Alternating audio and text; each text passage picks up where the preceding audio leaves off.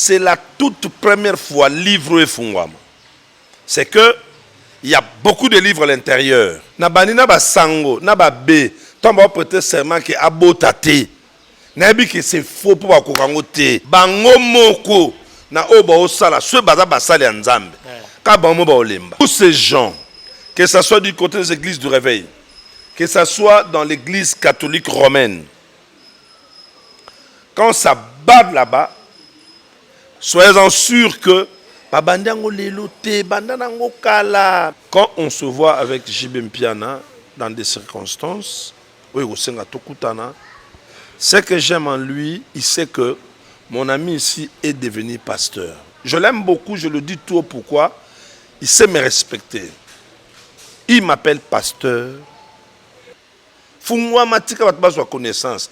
J'ai toujours dit, les émissions de YouTube, ce n'est pas pour le divertissement. Ce sont des émissions qui édifient, qui apprennent et qui informent.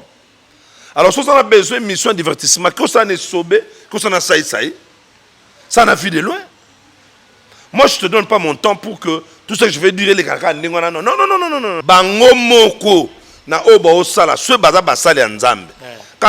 Spectateurs, bienvenue devant vos postes téléviseurs. Nous, on prie, on travaille et on attend une réussite suprême, la réussite qui viendra de Dieu. Big dédicace, na yo mutuyon sotal, ozotala biso mo kolo ya lelo, ozi occasion ya kokuta biso na télévision, émission c'est bandi, benga ba voisin, benga ba voisine, benga bande konyo, surtout ba libanda baya to bandi et mission na biso. Actualité eza makasi mingi mo kolo ya lelo, tous en 3 actualités oyo toye ko développer ensemble na bino. Fridolin Ambongo, mokonzi ya catholique na niveau ya République démocratique du Congo, a outi ko suspendre ba heure et outi ko leka awa, a outi ko suspendre curé ya paroisse Saint-François de Sales, Aimé Lou Sambo, a outi ko suspendre pour nanini bokotala ba image oyo esali ke curé wana azala suspendu, TV za radio tendeka na lobaka. Beaucoup de images, beaucoup de réaction, il y a curé par rapport, il y a proposition, il y a pape, topé à Fridolin Ambongo par rapport, il y a Basangonio, surtout au Bota Libanda, Balongo la Soutani, qui négocie la vie na bango à hier. Actualité, c'est ça que le gouverneur de la ville, Gentini Mbaka Ngobila, à Kenaki Kotala, Moïse Mbiye, le pasteur Moïse Mbiye, Naboul Kaka a joué médiation entre pasteur Moïse Mbiye na Mike Kalambai, moto eza kopela, balobi to changer fusil, ba politicien ba ke luka basala nzambe pona ko boma moto, politicien moko ke luka basala nzambe pe pona ko boma moto to mona kisa kariba baba swena Eliezer Tambo bakende ko luka pasteur Godin po pona boma moto. Kasi lelo to moni gouverneur yemoko politicien ke luka ba pasteur pona ko boma moto ambel bientôt za awana le pasteur apôtre Chibin. Ensemble, nous avons développé l'émission ya Mo Kolo ya Lelo. Mais apôtre Chibin, bonjour. Bonjour, Ness. Boniki Meza. Ça va très bien, Loutete. Ah, tu as l'air fatigué, hein? Tiens, ça va, travail et tout, mais ça va. Ça va. Apôtre Chibin, tu es au Lukayo, une fois de plus, pour notre bêta masolo. Il y a Makambozo Leka actuellement dans la République démocratique du Congo, na Ndekonabino ya catholique. Na niveau ya Saint-François de Sales, curé wana ya Saint-François de Sales, ba uti mandé uti kokwea aza suspendu, akena ba convoqué na niveau ya justice catholique pour na justifier ba propos na ye ou à tenir à l'égard ya monseigneur Fridolin Ambongo.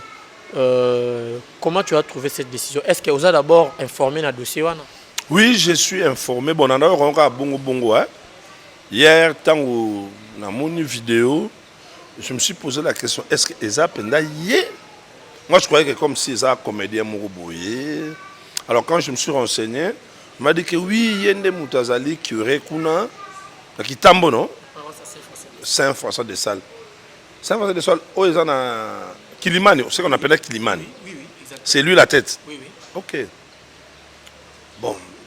Je me suis dit, quelque part, personnellement, ça n'engage que moi, pasteur Chibin.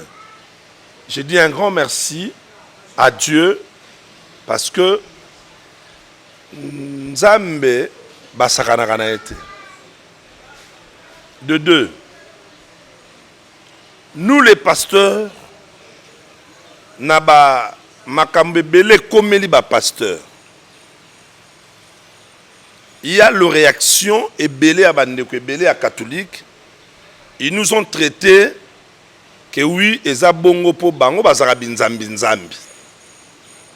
Que Dieu soit glorifié parce que les soi-disant Dieu qui ne sont pas des binzambi nzambi makambu na bango ekomi kobima. Pourquoi je dis merci à Dieu? Parce que ils ont donné l'image comme si nous les binzambi, nous sommes dans le faux, je nous ai exposés et eux ils sont dans les vrais. Mais voilà maintenant comment Dieu a fait balancer les choses. Il n'y a aucun pasteur, dans l'image, aucun pasteur, ezaba oyo babolumbo bimaki na ba montage na ba vrai na ba so, aucun pasteur a tenu de tel langage. Nga sultan, nga sikoyo na tigana nani bolumbo na la te nga ndisango nga sango lupoto nga sultan. Bon, sikoyo lutera wa. Bon, soki na na ba 4-5 na la bo. Vous pensez un bon des comptes finales et c'est raté. Na ke wa sikoyo. Bolenge nyonso na bomoinanga na msala mkolo. Na ke ndo sale grisi de ça.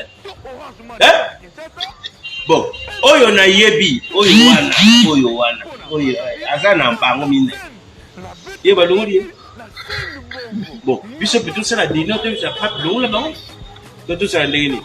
Oyo anga sultani mutoko simu na kutumbaye. Aucun. J'ai suivi.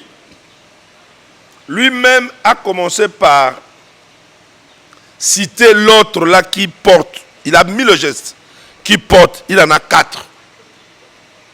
Moi, je bénis Dieu. Je bénis Dieu pourquoi? Je dois me justifier. C'est parce que ceux de l'église catholique, en commençant par les papes, cardinals, abbés, consorts, aux fidèles, nous sommes les binzambi. Et lorsqu'ils disent que Nzamba ba Mikola Souka bango mebele, mangombe mebele ande arande abiso. Il y a réveil, il y a solo, il y a bon mot, il y a big sabat. Alors, un grand merci à Dieu parce que c'est pas fini, hein. Ça c'est le début du commencement. Bakobimisana makambu. On ne fait pas la fête lorsque ça brûle chez les voisins. Je salue mon frère, un Congolais, un artiste congolais qui a dit ça, à l'occurrence de Jubin Piana, ton ami aussi. Je fais des clins d'œil, des big dédicaces à toi, grand chanteur. Alors bas, on ne fait pas la fête lorsque ça brûle chez les voisins. Ah bah mais bon. apparemment, Koyo Kayo, apôtre Chibin, on est très content, très d'accord. Nenge kuna moto bandi opela. Qu'est-ce qui se passe?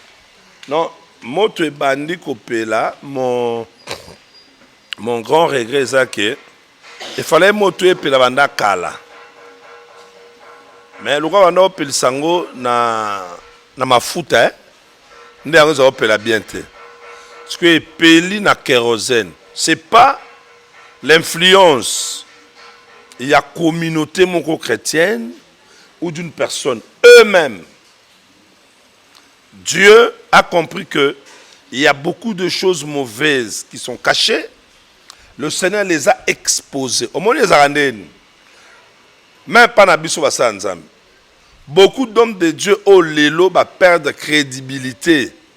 C'est-à-dire avant ba comme à niveau ba comme oyo, y compris les païens, les politiciens et autres commencent à dire que t'es au pénadam sans mettre. Ils commencent à juger les hommes. Or, c'est pratiquement impossible pour que un païen juge un homme de Dieu. Alors, Batu O Makambouan et Komelaki Bango, le problème c'est quoi? C'est pas qu'ils ont commencé ça aujourd'hui. Leurs erreurs, c'est depuis longtemps. Et ils ont eu même des conseillers. Pasteur Ness, Kosa la Boété, Otali Moutato peut ce conseil.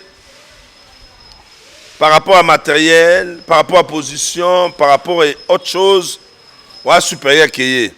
Moi, on dit ma conseil na yé exact. Comme la Bible le dit, le conseil de pauvre est méprisé. Tu vois, un pauvre, quand il donne un conseil, ça peut paraître un conseil bon, sage et spirituel.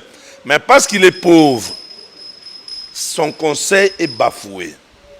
Tous ces gens, que ce soit du côté des églises du réveil, que ce soit dans l'église catholique romaine,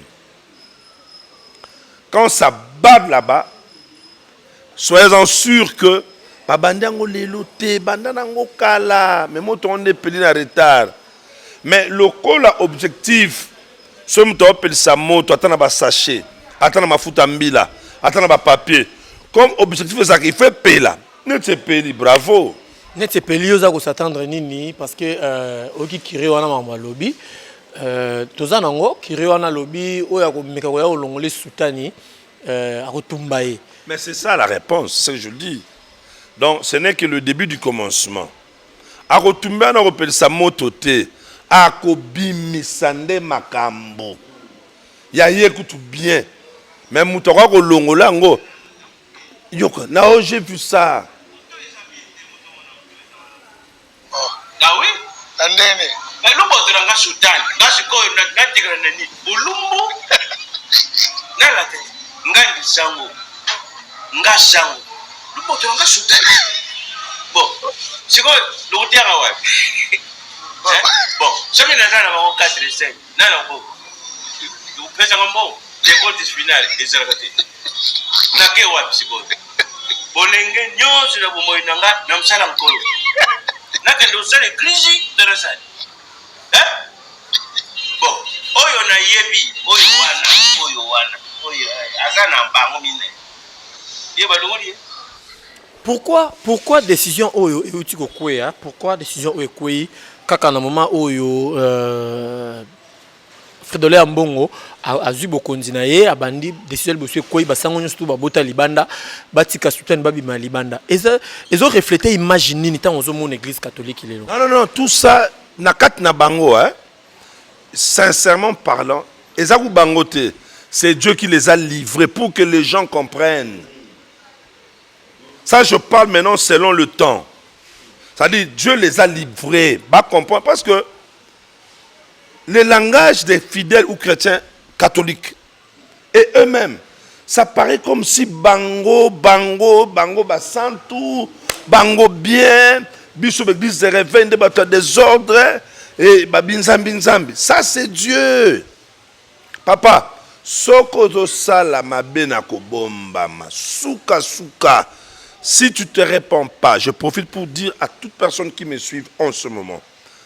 Tango landanga, tu connais tes erreurs, tes faiblesses, tes points forts et tes péchés chéris, lequel tu es accro à ça.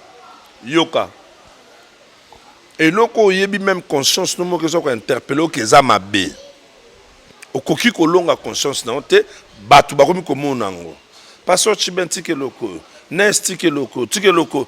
Si tu ne veux pas écouter, parce que Dieu t'aime, Dieu va te livrer pour que tu changes. Parce que Nzamba benda na repentance na forme belé. Ako livrer yo, kapo, makamnoana ebima. Mais na souci moko que tu changes, tu abandonnes ça. So na kana bango. Ça, depuis mokili ezala. Depuis bisono sotra ba catholique tolongwa. C'est la toute première fois livre et fungwama. C'est que il y a beaucoup de livres à l'intérieur. Ils vont commencer à livrer leurs secrets. Tout ça pourquoi? Pour que les fidèles qui priaient là-bas dans l'ignorance, qui comprennent que ils étaient, excusez, nakatia fausseté, nakatia doctrine moko yangote. Ndo mona skoyo batwana ba comprendre que église de réveil, des églises ya solo, ya nzambe, ba ya sikoyo. Apôtre Chibin, pardon. Yoza musala nzambe ti. Oza na ba camarades baza ba prêtre, oza ba camarades baza ba curé, baza ba abbé.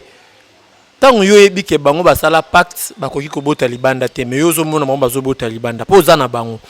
Avant mission otanga ki mois 2 3 mois boye, awebi oyebi bango. effort nini yo étant que na bani on a yo avant to kota na homme de Dieu na bani on a yo effort nini yo moko sala pona au conseiller bango zong sa bango nzela na sala effort moko te na pese bango conseil te pourquoi parce que na ba que serment ba prêter en ignorance ba mamba sa te ba sango bébé mamba sa te na bani na ba sango na ba be tant ba prêter serment que abota te na bi que c'est faux pour ba kokango te ba obota na bango ba sa ba vi na bango na yebi na ngai elo kana tu bisinga we ba inde kono na ke panga nga pono pekisa ki ete na yebi ke panga nga ozone loko te comme ya linga ba ndo talisa panga nga ne chenet ne bungaki ba kende parce que ça na mutu mususu quand tu le dis tu sais quand ba missionnaire ba na mboka ils ont emballé beaucoup de gens. Les mouvements de renouveau charismatique écuménique est venu après. Le mouvement des églises de réveil est venu après. Bango déjà, bazaki d'abord va vendre ça qui makam. Alors, quand ce mouvement est venu, Tobando Sambela dans les années aux yeux au Kitina 70 quelques 80 mata, tout ce que nous on faisait dans les églises, le groupe de prière, ça leur dérangeait.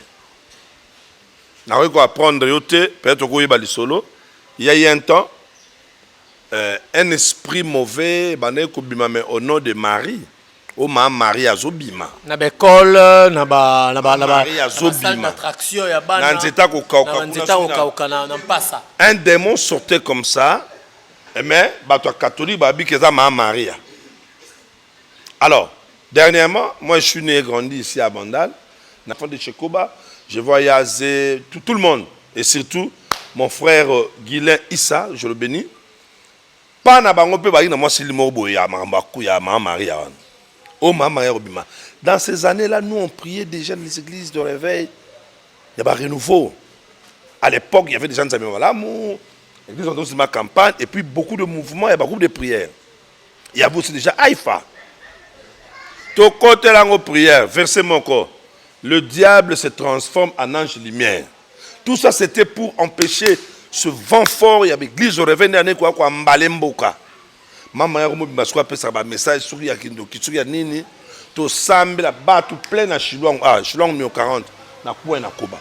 Bat tout plein, abimate. Tout chassa démon, abimate. Alors, l'élo. Aucune personne qui prie dans l'église catholique, il y a monde. Posez-vous la question, d'où vient ces mouvements de renouveau dans l'enceinte des églises catholiques? Ce mouvement de renouveau, il prie comme nous. Quand la lumière apparaît là où il y a le ténèbre, il faut me dire qui m'a parce que moi je doute que pape a eu renouveau. Pour renouveau, on va prier à l'église de réveil. On a une église catholique à Saint-Michel. Ici, renouveau. Renouveau charismatique. Est-ce que pape est bien? C'est un style mal compris, mal maîtrisé. Pour garder les fidèles. Parce que vous avez vu que les fidèles, tout d'abord, il y a avec l'église de réveil. Si vous avez le on peut battre la bango. Il y a des bomba motote. Il y a peu pépété. Et bimakak. Il y a un parce qu'ils ont mal compris la vision, il y a un renouveau, il y a un réveil spirituel. Mais alors, apôtre Tchibin, comment on a à lire autour de la église catholique? À lire autour de la. Pensez-vous que le monde, parlons de la République démocratique du Congo, pourrait encore compter sur la SENCO, sur l'église catholique pour la médiation ou pour la paix dans la République démocratique du Congo? Bon, si par rapport il y a politique, ils sont dans le bon, ça n'a rien à voir avec leur acte. Il y a Bakobota parce que Elo Ramakas va brander Zara Kobota. Mais ça, mais ça. Attends, Kobota et Zubima Beka parce que serment na bango basala ezaki na botaka te na balaka te. Mais par rapport il y a bamayele belé à kokamba mboka, si c'est pour le souci du peuple et l'avancement du pays, on peut garder ça, ça peut aller. Voilà, je vous ai posé juste cette question parce que dans le mal, il y a toujours un bon qui sort. Voilà. Changeons de chapitre, fidèles téléspectateurs. Apôtre Chibin, autour de l'eau, qui est Bassali Nzambe, bino ba pasteur, catholique et kantieli, bino ma belé, tout le monde qui, le gouverneur de la ville, Jantininga Mbaka, Jantiningo Bilambaka, à qui je rends des hommages. Quand je parle de Jantiningo Bilambaka, je vois son assistant principal, Levin Pai à Bandal, ACP Mobimba d'accord pour Levin Pai, Bandal Mobimba Baza d'accord pour Levin Pai. À côté de lui, je vois Janinza ou le facilitateur de Babik Dédicace na Yosiko Zali Tomoni. Jantiningo Bila, Mbaka le gouverneur, Akeko Luka, pasteur Moïse Mbiye, pona, kosa la médiation entre yé, na frère naye, Moïse, na frère naye, Mike Kalambay. Yo Moussali Nzambe, vous trouvez l'initiative wana ya gouverneur Ndengeni? Oui, merci beaucoup. L'initiative est bonne, mais ce n'est pas le moment. Pardon? L'initiative est bonne, mais ce n'est pas le moment. Et puis, il n'a pas la capacité au salango. Oh, comment ça? Parce que lui, il est gouverneur. Voilà.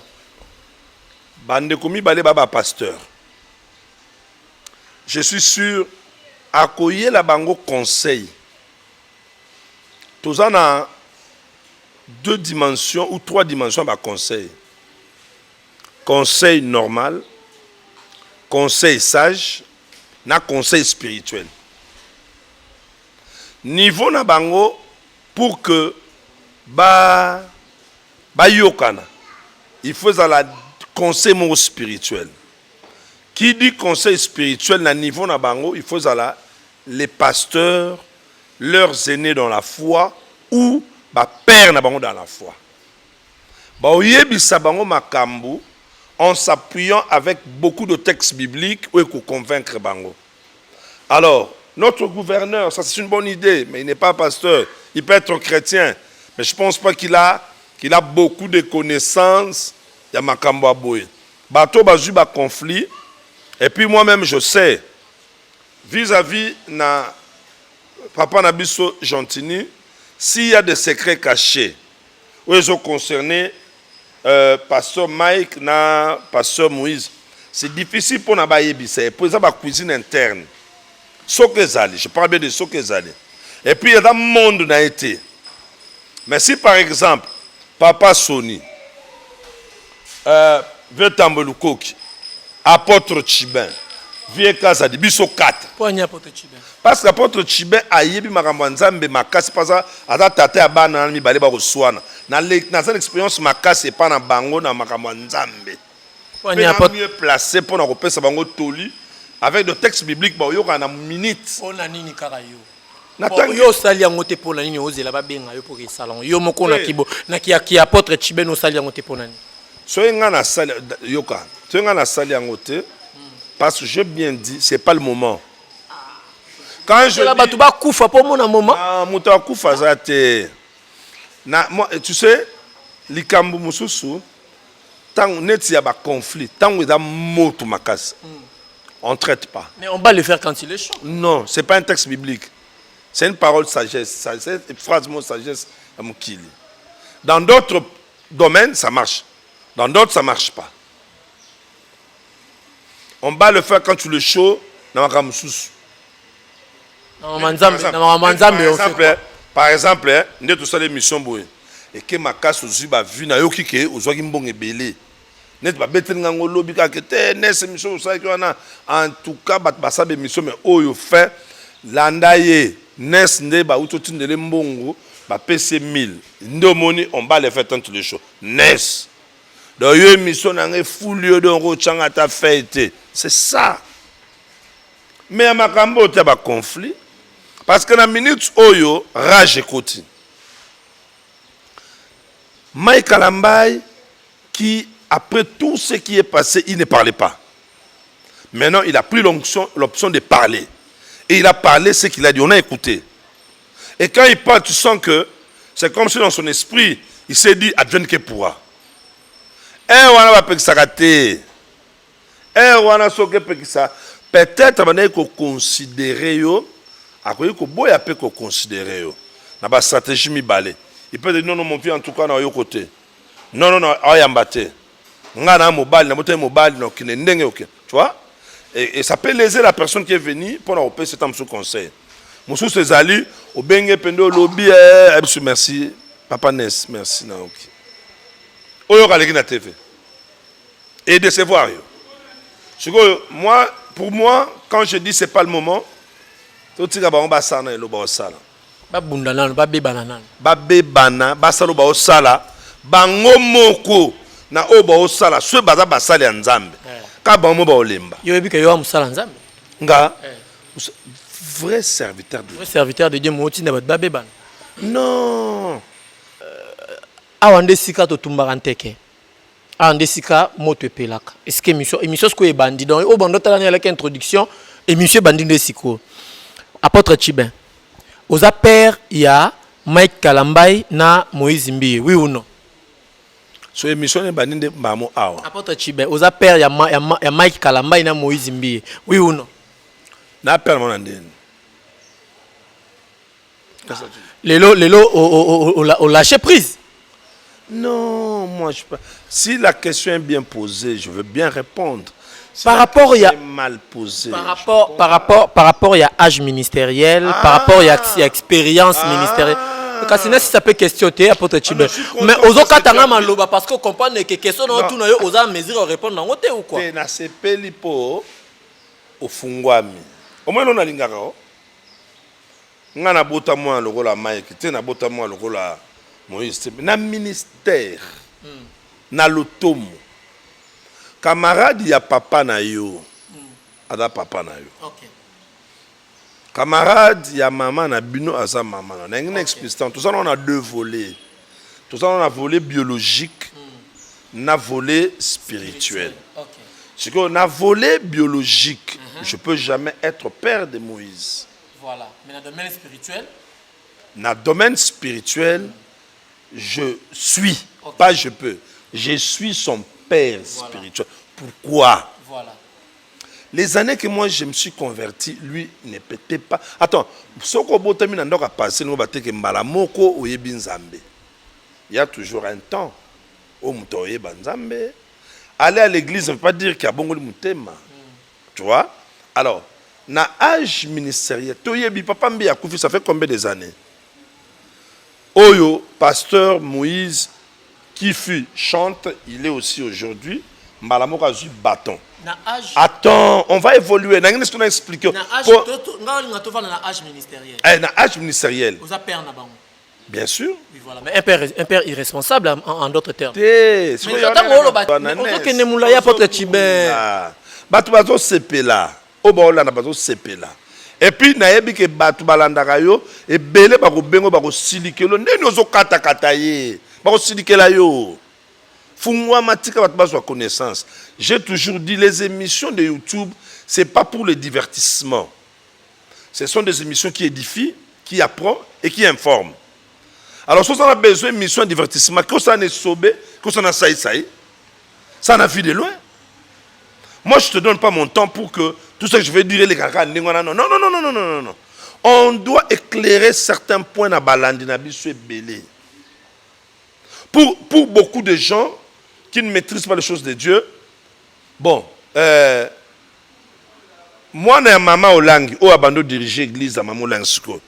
Est-ce que ça a un camarade dans maman? C'est un enfant. Et quand je veux dire ça, on a bien passé David Moine. Je le reconfirme, c'est un enfant. Vous voyez? Alors, peut-être, ça peut être pour d'autres personnes, au bas de moins difficulté, tout longtemps, il y a compréhension. Quand on dirait, on a dénigré, on a humilié. Or, c'est la vérité. Qu'est-ce que je dis, père? Nakata Makambo Nzambe, simplement. J'ai des enfants ici à l'église. Tous mes amis qui sont de pères dans le ministère, automatiquement, bana nga baye babango be babango te baza batata na bango. C'est comme ces deux jeunes frères, il y a pasteur Mike, pasteur Mbie. Si on avait, parce que à part papa Mbie, il y a beaucoup de pasteurs na kati ya communauté Bethel. Oh baza ba papa ya Mbie, les fils. Il y a de ceux-là, oh il y a Solarana Bango, il y a de ceux-là pas Solarana Bango te. Mais cela ne peut jamais effacer ce titre de père, non. C'est comme nous. Tosé belé. Neti papa Kazadi, aza papa ya Mbie. Mais bah ben Mbie te. Moi si le pasteur Moïse Mbie il me connaît à la télé dans beaucoup des émissions que je fais.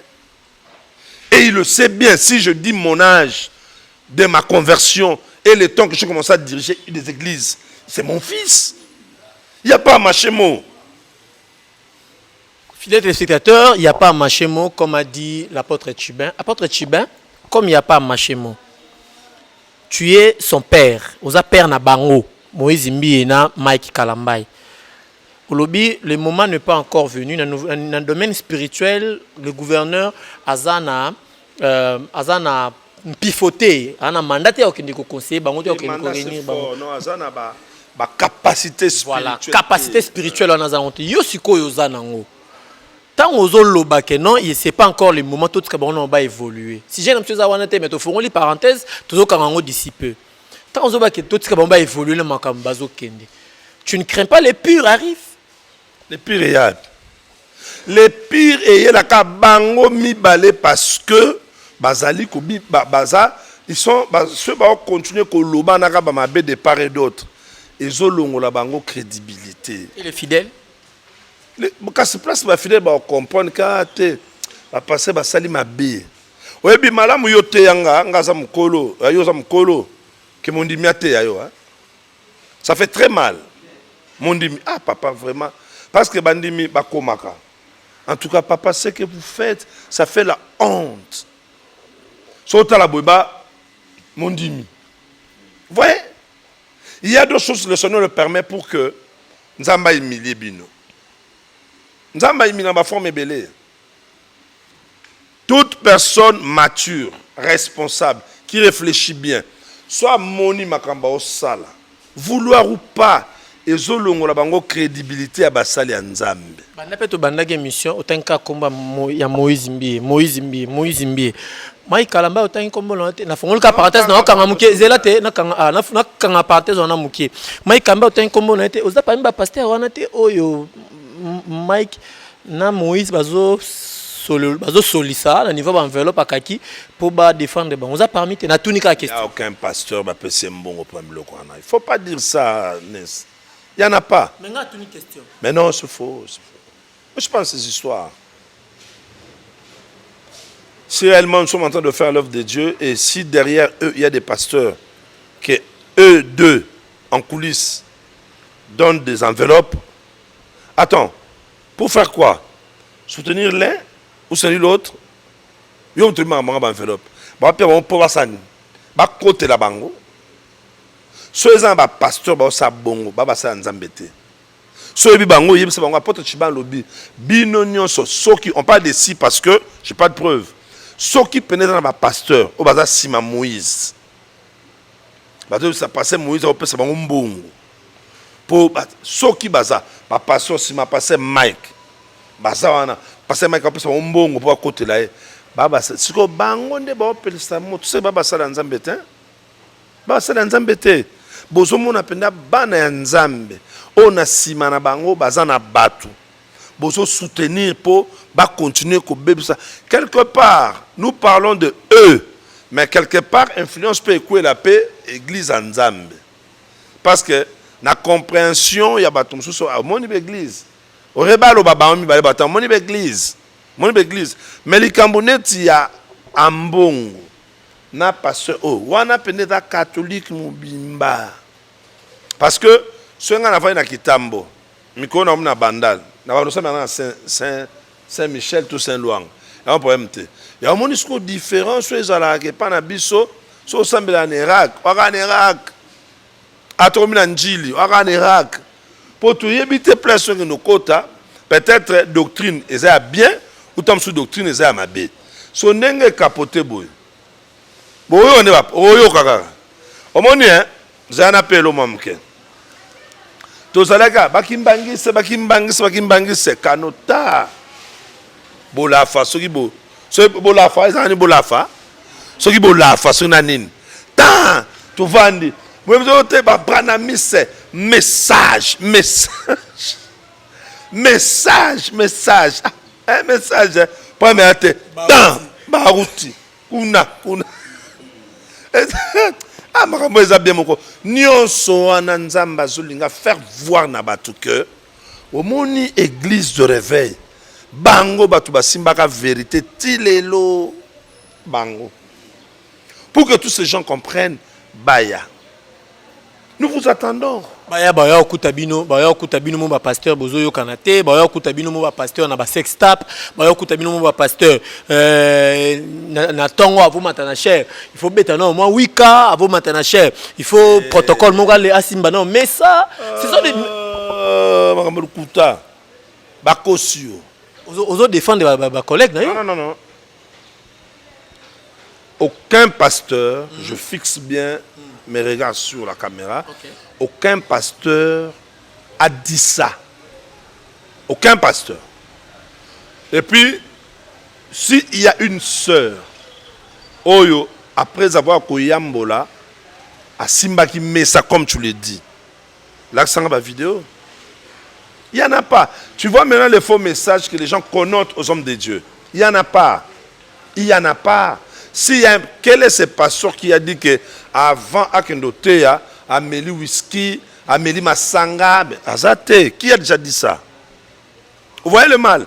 Vous prenez des histoires ramassées, des inspirations qui viennent tout droit dans le monde du ténèbre, des inspirations sataniques, démoniaques, et on vous injecte des inspirations comme ça. Vous prenez ça et vous balancez ça dans le monde. Oh, Ness, où tu as ramassé ça? Apôtre Chibin. Lelo soki nga na elio ba image ba témoignage otalanga sous na misu boye o lo balanga que non c'est vrai ou c'est faux. Je pense que tu me connais, je ne manquerai pas à dire. OK. Apôtre tu ne manquera pas à dire fidèle téléspectateur to comme chité to comme na suka émission na biso, je pense que vous avez bien compris philosophie émission na biso mon quoi lelo c'était pour parler ce qui se passe actuellement au niveau de l'Église catholique et la République démocratique du Congo. Et puis, il y a médiation où le gouverneur Gentini Ngobilambaka alingi asala entre les deux pasteurs, pasteur Moïse Mbi et le pasteur Mike Kalambai. Mais tout le monde qui peut na photo, na image où est circulé, pasteur Moïse Mbi et Azobeta Kiker na le gouverneur Gentini Ngobilambaka a gagné le gouverneur 2-0. Et ça va signer un chèque au niveau ya. Là, c'est entre nous. Hein? Non, on est à divertissement, ils sont à passer. Au petit kicker, au petit ping-pong, au petit billard, ça, c'est pas un problème. Ça n'a rien à voir. On ne peut même pas tirer une leçon ou créer quelque chose à dire là-bas. Au nos concerts, au concert à JB, au concert. On peut enlever JB dans le téléphone, beaucoup de bolier, moi champagne, moi ça n'a rien à voir avec appel nayo. Natikala jamais kokota concert ya JB Mpiana.